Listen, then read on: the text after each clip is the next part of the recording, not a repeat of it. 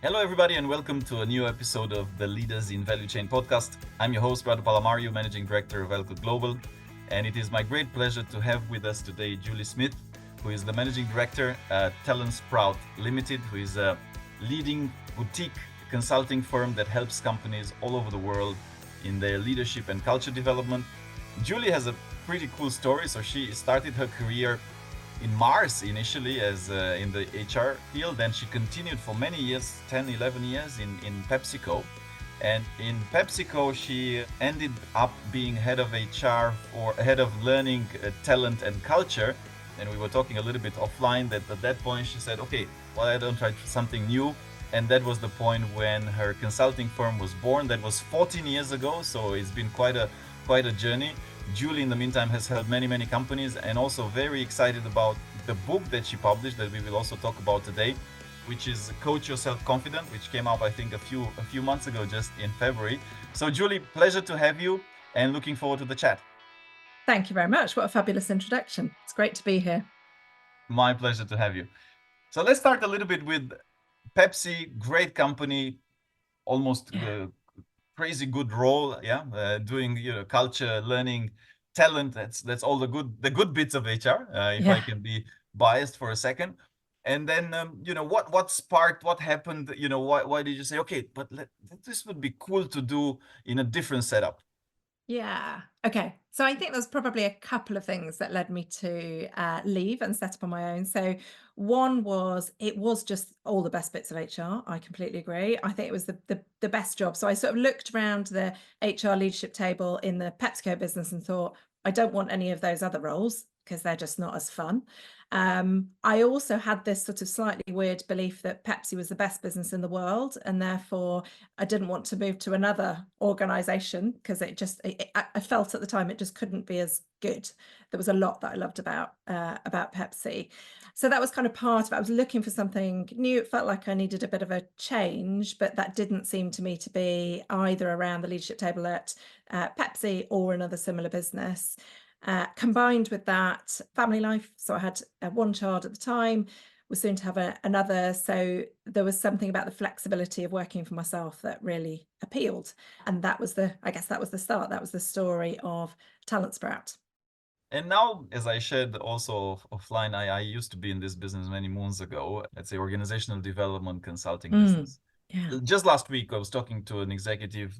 Many executives actually, or more and more executives are considering, hey, look, why don't I become a coach? I have a lot Hmm. of experience. Why don't I, give back Hmm. and become an executive coach or trainer or speaker and so on.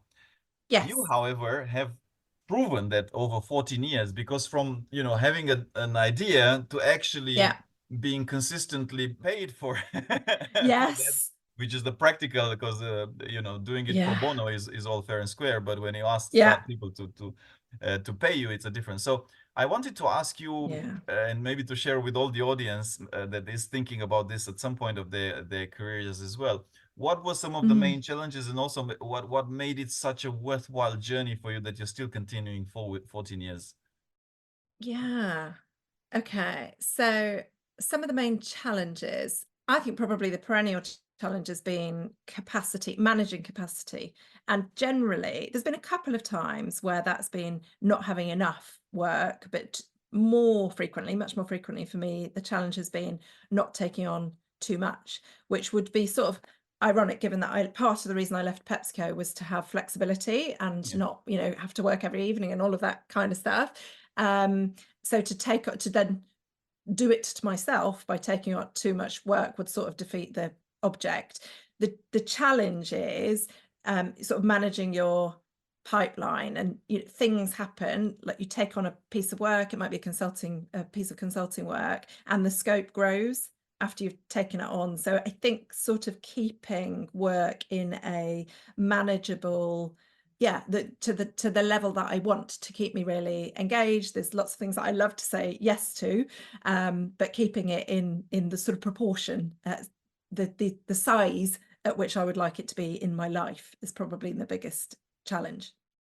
Yes, yes. And within the framework of value chain, supply chain operations, so Pepsi Mm. Mm. is to this day one of the best companies. They take care of the people, they develop Yeah. people. You have worked across many industries and many different organizations. Now, just keeping Yeah. it within the realm of, let's say, more manufacturing, production oriented Yes. organizations, my observation as a headhunter, when I go and speak to the CEO, to the board, a lot of time that's not necessarily top of mind. Developing people is seen as a cost still to this day. Mm, There's a certain let's say there's a certain short-sightedness to some.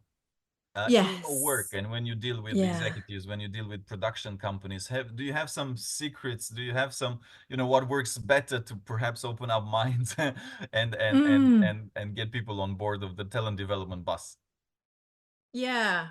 I guess the it might be a statement to the obvious, but the first word that comes to mind is impact. So even like right from the start in a conversation about potential work, really trying to get under the surface of what's at play here, what are the issues that you might be seeking to address, and if we were to work together, what's the impact? How tangible can we make that impact?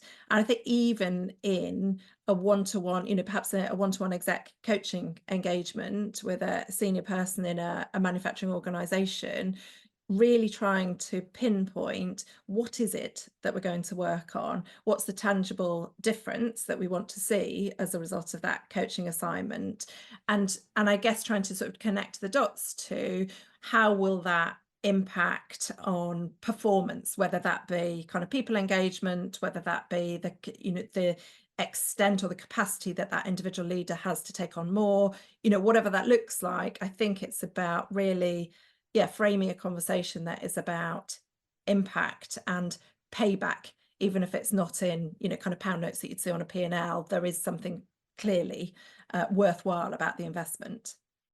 And you wrote a whole book about coaching. Yeah, so the title of the book is Yeah. Coach Yourself Confident. I've read, I haven't yet read the full book, but I've read a few pages, and I've read some summary of the main thoughts. And you talk in the book, Mhm.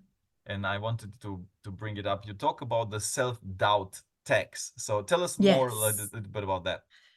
Yeah, absolutely. So it's part of the subtitle is Ditch the Self-Doubt Tax. And I guess maybe just start briefly with kind of why I wrote it. There are so many people that I've seen both within the organizations that I worked for and then as clients who just don't know how brilliant they are and who are held back in some way by a lack of confidence. So the book is an attempt to give some of the benefit of exec coaching within a much more accessible format. So not everybody is going to be able to have exec coaching. It's pretty expensive, to be frank, whereas a book is much more accessible. And the ditch the self-doubt tax, I guess, is really about highlighting what can be the impact of a lack of confidence. And I talk about the, literally the cost or the tax that can be levied in one of two ways. So sometimes we might allow a lack of confidence to lead us to stay small and stay safe. So step back from opportunities, maybe not apply for that role that we think is really interesting, but we don't feel quite able to do it, or put ourselves forward for a project, whatever it might be. So we miss out. The tax then is paid in missed opportunities and unfulfilled potential. The other way that the tax is levied, as I see it, is overwork and exhaustion. So that's where, sort of in lieu of confidence, or to compensate for a degree of self-doubt, we overwork. So we, classically, and I really recognize this in myself, classically over preparing for a meeting, or over delivering on objectives, or actually stepping out of our sort of swim lane and filling in a gap that somebody else is not doing. So it's a sort of overworking, overdoing, which is brilliant. It works, it brings success, and people who you work for might really, really value that. Of course, the risk is that it's not really sustainable. If you're paying this tax in overwork and exhaustion, ultimately the risk is burnout.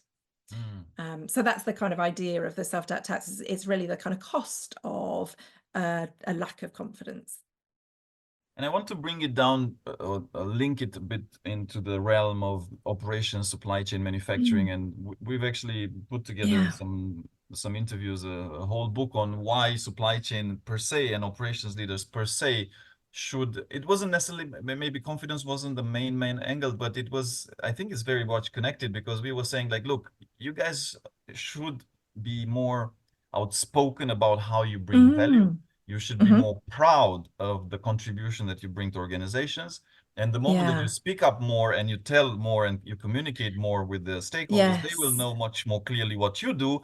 And then, of course, you Yes. get bigger budgets, you get bigger scope, you get more Yes. recognition and so on. So I think this is Yeah. somewhat not that far out with the Yeah. self-doubt and a little bit of lack of confidence. I guess, Yes. are there some practical tools? I'm sure there's many, but some one or two that you talk a lot as well in the book that these people can take and just help themselves with.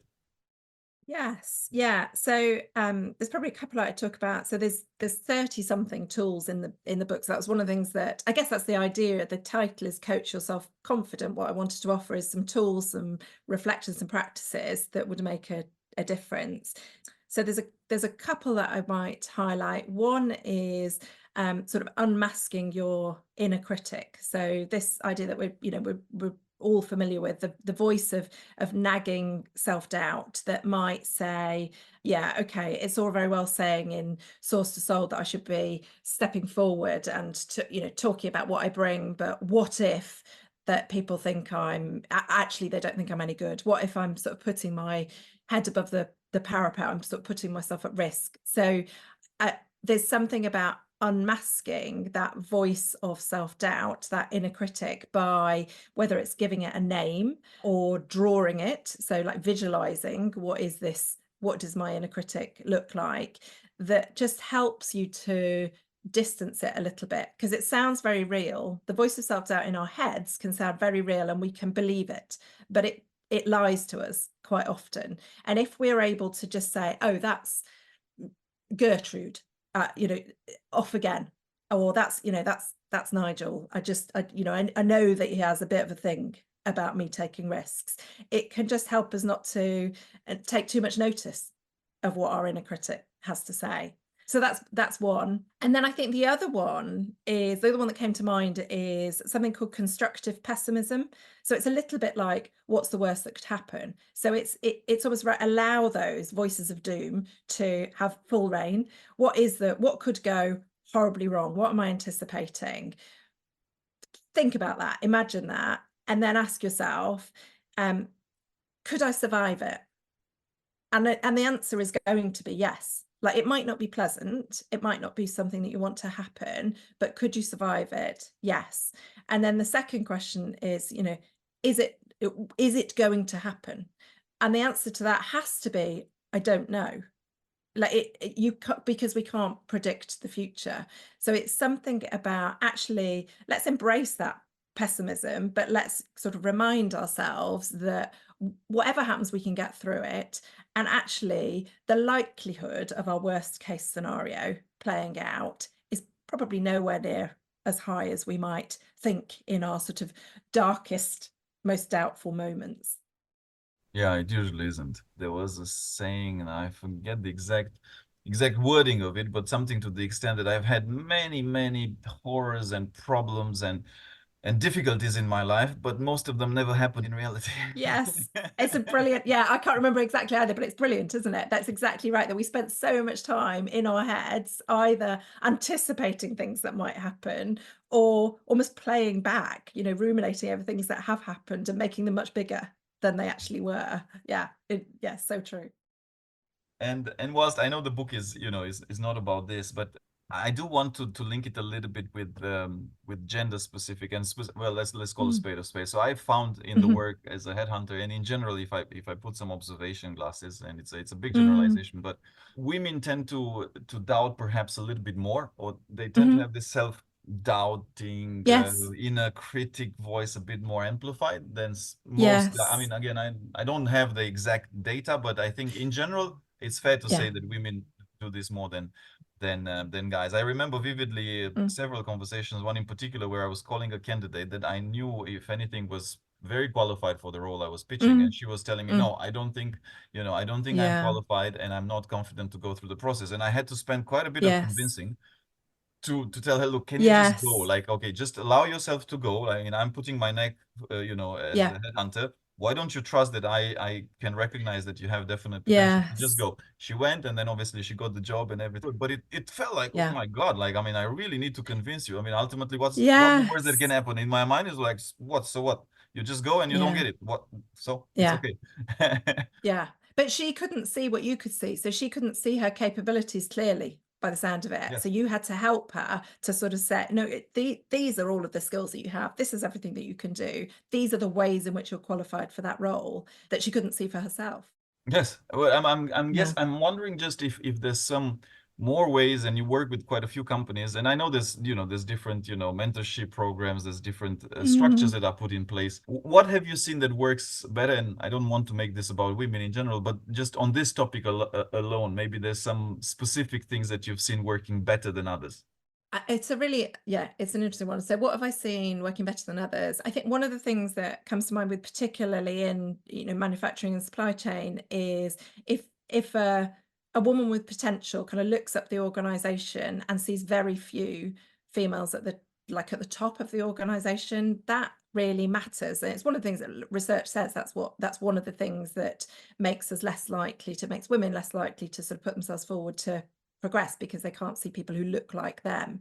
I think there is, the extension of that is when organizations really support women who are in big jobs in that part of the organization to talk at a very kind of human level about what the experience is like for them and has been like for them, so that it makes it possible for somebody at a more earlier stage of their career to really kind of connect to them. So it's not, and I emphasize the sort of human bit. So what's been hard? Has it mattered to that individual? That has their gender mattered to that individual? What have they noticed? What have they experienced? So it's a very sort of open and real conversation that goes far beyond an organization's sort of stated commitment to get to gender balance. So I think that's one of the things. I think that's one of the things that helps. I think there's another really specific one where I've seen organizations invest in support for women stepping out on maternity leave and stepping back in again. So that's one of the things that I think does have a different impact in terms of Yes. gender, that actually it can really be quite a confidence knocking experience. Not only has your life changed quite significantly if you've gone off to sort of become a parent, but I think it can be a real, a point of questioning yourself. Can I still do it? What's happened in the time that I've been out? Has everything changed? Has everyone forgotten about me? Have all my sponsors somehow sort of faded away? So I think recognizing that can be challenging, stepping out and then stepping back in again, whether that's a sort of internal buddy program, whether that's a coach who is assigned to support in the lead up to stepping out and then kind of coming back and supporting just before the individual is rejoining. I think that's a really worthwhile investment, that if you can sort of re-onboard one of your talented women back into the organization, I think it lowers the risk that more women leave at the point that they've maybe a bit like I did. I left at the point Yes. that I'd had one child and was about to have another. That is a bit of a sort of risky time in terms of retention of your really talented women. Yes. So that's just, a couple of thoughts. No, I mean, for sure. And also what I've noticed, and this was in all fairness, has been part of my own just becoming aware of this. I mean, obviously, I'm not in a Mm. Mm. white guy. I mean, I'm not necessarily in a category that I've known discrimination per se, or I've not Mhm. even been aware of. And at some point, I think it was 6, 7 years ago, where we put up a piece of material, and I didn't even realize. I mean, they were all guys, but I just like, yeah, just didn't even realize that, yeah, it's all guys. Like, okay, I mean, come on, it Yes. cannot be that it's all 12, the best leaders in supply chain are all guys. I mean, come on. Okay, Yeah. literally didn't realize. And then somebody, I mean, pointed it out. I'm like, oh yeah, Mm. crap. And it's been a journy ever Mm. ever since. And I've had a couple of dialogues with women, and what I'm typically very impressed that when a woman talks about their careers, and especially women that made it to executive level, to the board, and so they Mhm. tend to, I mean, I don't want to say all of them, but in general, they tend to say, look, my husband was supportive, the structure at home. Mhm. I took Mhm. some, I had kids at that Yeah. point. The company was flexible. They allowed me some Yes. flexibility. I would work maybe 3 days and 2 off, and then on one Saturday. All these things came into play. When you would ask Yeah. a guy, the subject, the family didn't come that much right into play. So for me, it was very interesting to observe. Yeah. Of course, I definitely know that I can't deal with most of the things that I'm doing without the support of my wife, who's basically managing Yeah. 10 more balls than I am in the air at the same Yes. time. And maybe to your point, yeah, if Yeah. if we have some of these stories even more, or this case studies even more Mm, publicized, it would help. mm. Yes, and I think there's a sort of broader point there as well, isn't there? That the organisations exist in societies, and there are still in many countries societal norms that obviously it's not the case in every home, but there are societal norms that women tend to take more of the responsibility around children or the managing of home, the sort of household and home logistics and that kind of thing. So there is, I remember doing some work a number of years ago for a big consumer goods business that they were really trying to get under the skin of what is stopping us from having the gender balance we want at a really senior level. And it was fascinating how quickly the conversation that I had with women in my research went from their sort of their own experience and what is supported and okay in the organizational culture to the national culture that they were within, and what is expected, what they feel is expected of them as women. So it's, yeah, I guess it's just one of the reasons why it's so hard for organizations to make very tangible progress on gender balance. It seems to me that the sort of issues at play go far, far beyond the walls of the organization. No, absolutely. This is deeply embedded in the country. I mean, this is another challenge that I get hit when we get hit in the executive search world a lot. Is like, okay, we need a Mm, diverse pipeline. Actually, I think yeah. there's never been more willingness and drive from organizations to make diversity Yes. happen all levels in the Yeah. organization. I think the Yeah. challenge is that they always, for obvious reasons, started yeah, we need 50-50 at executive board. Yes. Yeah. But there's not enough women globally. Yes. Like, how are you Yes. gonna, because you're gonna take from somebody else that will not have no more. I mean, because we're Mm, not actually, back to your point, maybe we are somewhat, but I don't feel we're addressing the root mm, cause. The root cause is, how do mm. you maintain a solid and healthy pipeline, right? Yes. From entry, mid-level, all these moments where Yes. women are vulnerable, having kids, different things. How do you Yeah. make sure they don't drop off? Because Yes. not, I mean, how many Absolutely. can, I mean, there's not only that Yeah. many that are at executive level. So Yeah. somebody's got to give somewhere, Yes. right? Yeah, absolutely. And I'm really struck by that idea of, is it really a win that my organization hits 50-50 by taking from a talented woman from another organization? Is actually, what's the energy around? And I think there is actually in a lot of organizations energy around intake. So how do we actually look at balance throughout our pipeline? How do we encourage more girls to be interested in careers in STEM? That sort of thing. I think there's it's a much longer term perspective that's sort of needed, maybe as well as pushing for balanced shortlists for exec roles. I'm not saying don't do that, but it's your point really. It's not the whole story. There's much more that's needed. Yes, yes.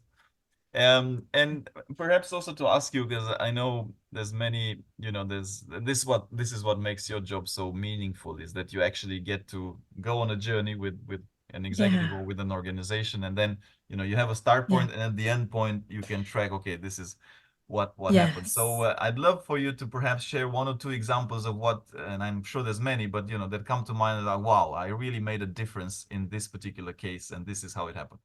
Okay. Gosh, that's a great question. I'll maybe talk about just a really recent one, and it's just maybe that's why it's front of mind. So it's an individual coaching client. I guess the sort of set up, the agenda was support this individual to transition from a kind of particular shape of job, so a kind of an operating job, to a global centre of excellence type role. And actually the sort of shape of the job and what success looks like is very different.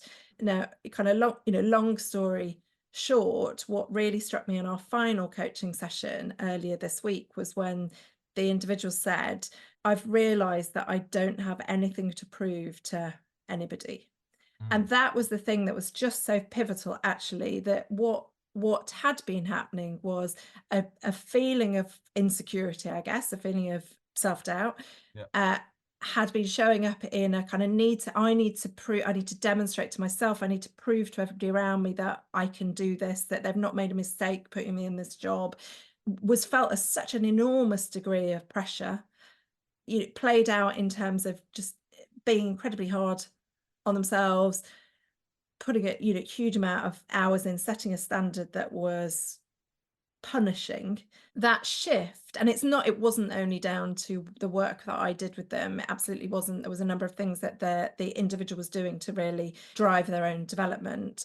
But I think that shift and just the hearing the words, kind of, I've set aside this need to prove, and believing it. I guess that's the important thing, really believing that they have successfully been able to set that aside. That is such a liberating shift for that person, leaves me feeling really excited about what's to come for them, not only in the sort of day-to-day enjoyment probably of the role, but what it opens up, because I feel like it potentially opens up the opportunity to do bigger jobs. Like, actually, if that's a mindset that would serve them really well in term now to step up to something even bigger. So that's just, yeah, it's very kind of front of mind from this No, week. but I love the example, and it's kind of ironic in a way that when I look at some of the not so great leaders, let's not call them Mhm, bad straight mhm. up, but Yeah, not so yeah, great leaders. Actually, there's a level, yeah. there's some trends. I don't, maybe I don't want to, I mean, I don't know if I dare to say, but it's fairly obvious from a very quick interaction that they are insecure. But that Yes, insecurity translates into arrogance, into, I know it all, superiority, this kind of stuff that, yes. but actually, deep down inside, you're insecure. Yeah, You are yeah. self-doubt, yeah? You're Yes, insecure, and then yes. you can't be a good leader. It's just impossible. You're gonna Yeah, make decisions just to look good or whatever your impressions are in yes. your mind that looks like you're gonna Yeah, terrorize or be a bad boss because hello, like I mean, how are yeah, you gonna? So it's crazy how much completely. fundamentally it Yeah. perhaps boils down to, are you feeling safe? Like, are you feeling, Yes, you're okay? Like you're okay, you're doing your best. absolutely. Yeah, but you're sort of comfortable in your own skin. You know who you are, and you're okay with that. I couldn't agree more. And I think there's a really one of the most challenging versions of self-doubt is the one that the individual doesn't admit. So and instead what you get is kind of, bluster and proving and arrogance, and it's so disconnecting for other people. It's quite hard, it's quite challenging in a number of different ways that you just alluded to work with that individual. And they wouldn't. I do think they're more frequently, not only, but more frequently men. And I think that's partly because we have this social thing where we um, associate lack of confidence or imposter syndrome with women. And it's not only a female thing. There are definitely men who lack confidence. Of course there are, because it's a human thing. I think the fact that perhaps it's harder for men to admit that means that they might take this sort of other route of, I'm just going to bury it and I'm going to hide it with this over overly done version of confidence, where actually I'm sort of seeking to make myself bigger than other people. That's really destructive, I think. Really destructive. I mean, absolutely. Somewhat shocks me in some instances is that it seems to be generalized. Like attracts like. Mm. So you have these Yes. organizations. I mean, and you're like, oh my Yeah. God, how did you find each other? Like, and Yes. well, that's how you find each other, because like attracts like, and that's how you're gonna hire, right? You're gonna Absolutely. hire more mini yous, and Yeah. like then you get into this Yeah. toxic environment of just Yes. whoever's showing off stuff, who's the biggest Yes. ego in the room. It's like, Yeah. oh. And everyone's pretending to a degree, and it is. I completely agree. It is a toxic environment. Those are probably some of the clients. I think it was before we started recording. I said that I've worked with lots of different organisations, some of which I'd gladly, I'd love to join, and others which I'd never want to go near again. I think it's that some of that toxicity is in the latter category of organisations that I would actively avoid, where actually that is what's at play. There's too much kind of ego and insecurity and politics and pretending and showing off that just really detracts from, it's such an interference in terms of sort of organizational performance. It really detracts. Mm. And I'll end with this because I know that in one of the chapters you talk about, I think you talk about a room of mirrors, and because ultimately it is, Yeah. as a specific subchapter, it is a lot of like just pretend and smokes and mirrors. And is there a way, Yeah. if we were to bring it down to practicality, because maybe Mm. you're an individual that's okay, good leader, you end up in Mhm. this kind of, and maybe the big boss changes. I mean, as you know, a lot of time, most of these things are Yeah. driven, the fish stinks or strives from the top. But are there things that if you happen to be in the team, yeah, and maybe the main leader is okay, there's some issues, Mm. can you Mm. do stuff like, are there certain things within your realm and power and circle of influence Yeah. that Well, I'd say definitely. So I think sort of almost philosophically, I feel like you can lead from any seat. So there is, I guess if I was coaching somebody who had a challenging new CEO, let's say, I would be encouraging them to, rather than sit and get frustrated and resentful and critical of that individual, try and find, what does that now require of me? So there's something needed in this team, in this system, that I might need to provide, because it's not coming from the boss. And I guess it's yeah, some of that is then relates to not falling into a sort of dysfunctional parent-child trap. So particularly if it's the boss who is yeah, not great, shall we say, it can result in us making ourselves small or living with some of that bad behavior or dysfunction. I think it takes a lot. There's almost a, how do you reach into your values and what's important to you and your sense of responsibility for both peers and the broader organization to step forward and stay in a really adult place. And that might mean it doesn't just mean, but it might mean calling out in a constructive way, in a way that is as safe as possible, naming some of the behaviors that are unhelpful. It might mean acting appropriately in the sort of as an umbrella for your part of the organization, so you don't allow that bad behavior to impact the people. To the extent you can, you don't allow it to impact the people beneath you, to continue to be really committed to leading in the way that you see as positive and beneficial for the organization. I do say it takes a lot. It takes an enormous amount of energy, actually. It's incredibly difficult to work for somebody who, particularly if it's sort of behaviors that feel like they cross a values line, whether that's your personal values, whether that's the stated values of the organization. It's a really hard place to be. Yes, yes. Well, Julie, it's been a pleasure. Thanks for the great examples. Everybody listening to this, do please check out Julie's book, Coach Yourself Confident. I think there's many gems in there. We skimmed a very big picture, but hopefully enough to get you curious. And keep up doing the great work and helping leaders become even better versions of themselves. Thank you. Thanks so much. Thank you for listening to our podcast. If you liked what you heard, be sure to go to www.elcotglobal.com and click the podcast button for all the show notes of the interview. Also subscribe to our mailing list to get our latest updates first. If you're listening through a streaming platform like iTunes, Spotify or Stitcher, we would appreciate a kind review. 5-star works best to keep us going and our production team happy.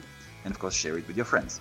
I'm most active on LinkedIn, so do feel free to follow me. And if you have any suggestions on what to do and who to invite next, don't hesitate to drop me a note. And if you're looking to hire top executives in or transform your business, of course, contact us as well to find out how we can help.